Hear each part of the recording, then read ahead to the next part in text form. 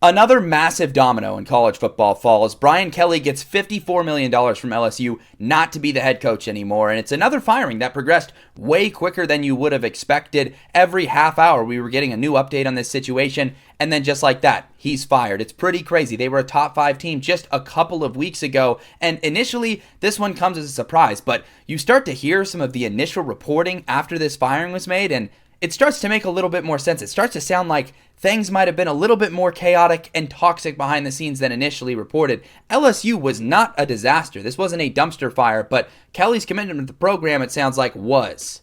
A clip that really stands out to me is one Josh Pate made on the situation. He's a guy that is usually very friendly towards head coaches and gives them the benefit of the doubt, but he talked about how Brian Kelly had been checked out for a while. I'm talking on the beach, not recruiting in some of the most important times during the offseason, not even meeting all of his staffers before hiring them to his staff. He made it sound like Blake Baker was a guy that Brian Kelly didn't even meet. And then the guys he was hiring, like Joe Sloan, the offensive coordinator, were underqualified for their position. And we saw that between the white lines. It really sounds like there was just a disconnect where Brian Kelly was truly not committed to LSU. And like I said, it wasn't a disaster. They had some great seasons, but LSU is a great elite job. They're expected to compete for national titles. It is a tier 1 job. And this one being open now is going to make this coaching cycle even more insane than it was already going to be. There are going to be some crazy hirings, and it's going to be really awesome to watch, but just another crazy development.